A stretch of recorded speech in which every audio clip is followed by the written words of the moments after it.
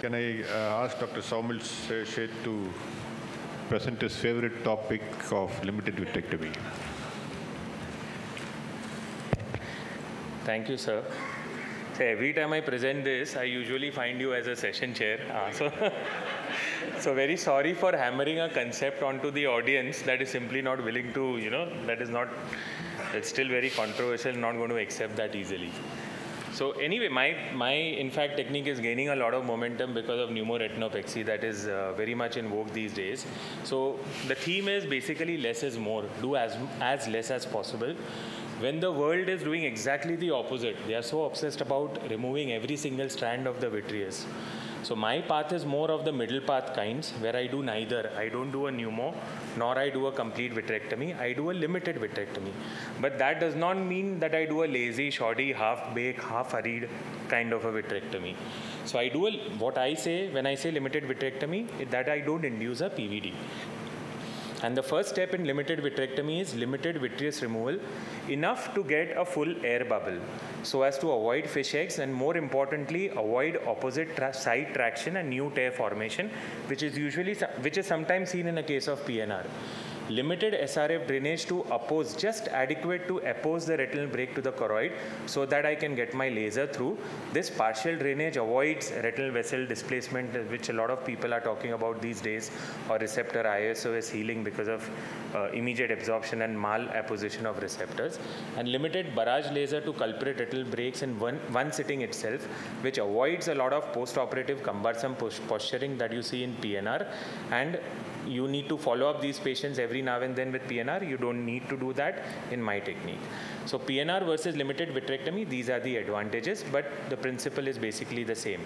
To put my technique in a small video, what I do is just locate the breaks, and I've done a limited vitrectomy in the vitreous cavity. Just note that we have not induced any form of PVD, and while I'm cutting or put in my flute needle under the break, I'm doing an air fluid exchange in a way that just is enough to flatten the break onto the retina, either laser or cryo the break. I need not drain the fluid that is posterior to the break, and then keep air inside or gas it. So that is basically the time that it takes. It's really very rapid. But the important thing I want to emphasize here is that this concept is very counterintuitive. When I say no PVD, I mean, how can we have a retinal break or an RD without some form of PVD? A lot of people would ask me this, and I believe that RDs, especially in patients with myopic holes with lattice, as also retinal dialysis, have no PVD, as holes in these cases are caused by tangential or circumferential or stretch traction, similar to what you get in macular holes, because please note that all these holes do not have an operculum. In holes with operculum, there is some form of PVD, and for me, they are similar to horseshoe tears or completely plucked horseshoe tears, and I would tread with caution. I'll not use my technique. I'd rather do a complete wit. Also, in these same group of patients, young myopic RDs with holes and lattice, if there is no PVD, there is no hyaloid ILM separation, and there is hence no space for RP cells to migrate to cause PVR. So when these RDs go chronic, we must have observed that PVR is mainly subretinal in the form of subretinal bands. If there is any epiretinal form of PVR, it means that there is some component of PVD present, and I would rather do a complete vitrectomy. And when I say complete vitrectomy, I would do what everyone does, where more is more, try to remove every little strand of vitreous. So my indications do not apply to cases where there are frank HSTs or some form of PVD present. They apply purely to those young group of patients which have retinal detachments either because of retinal holes, lattice or dialysis.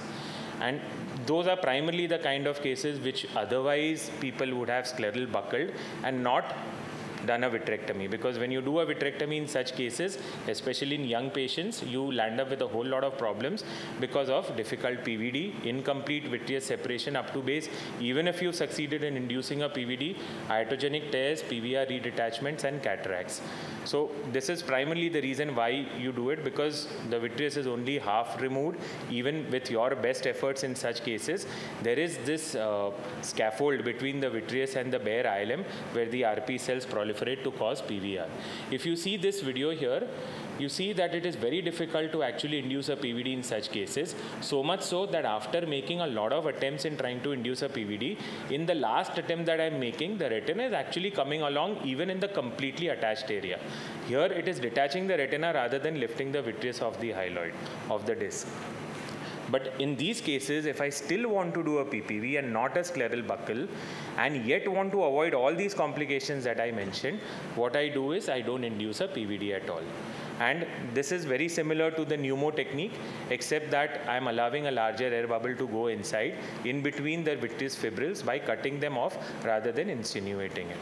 So here the principle is the same. Buckle is over-glorified because I feel that it is actually the vitreous that is attached completely that is preventing PVR, and MIVS is over-criticized because what we are taught in doing while we are doing MIVS, that as soon as we enter the vitreous cavity, we are told to do a PVD.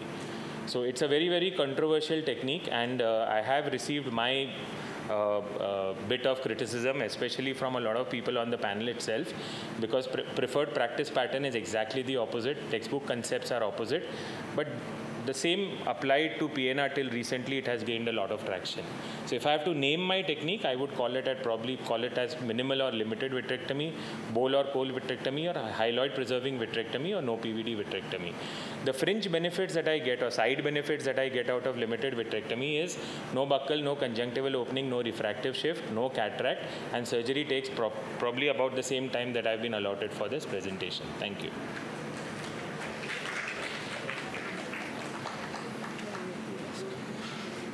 Sir, you have been telling only your personal experience. Is there any RCT for this, comparing this with that of?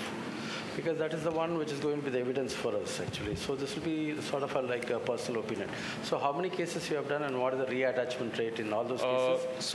And one more thing, how many are inferior breaks and how many are superior? Because it is similar to numerous people also said. So this I've been doing since the last over now 5 years, and would be around between 90 to 100 cases that I've done.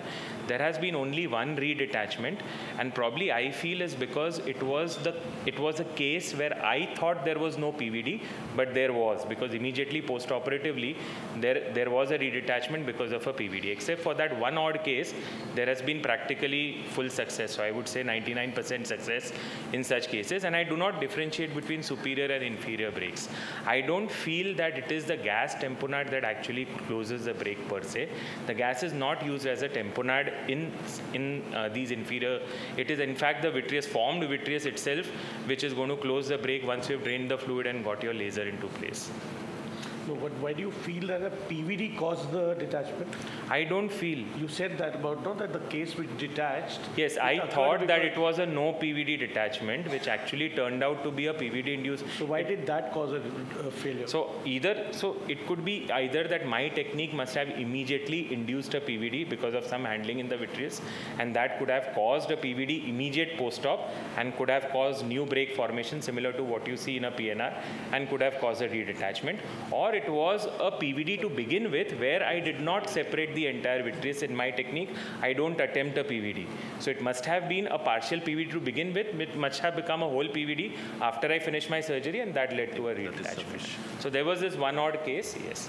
Yeah. Thank you very much, Saumil.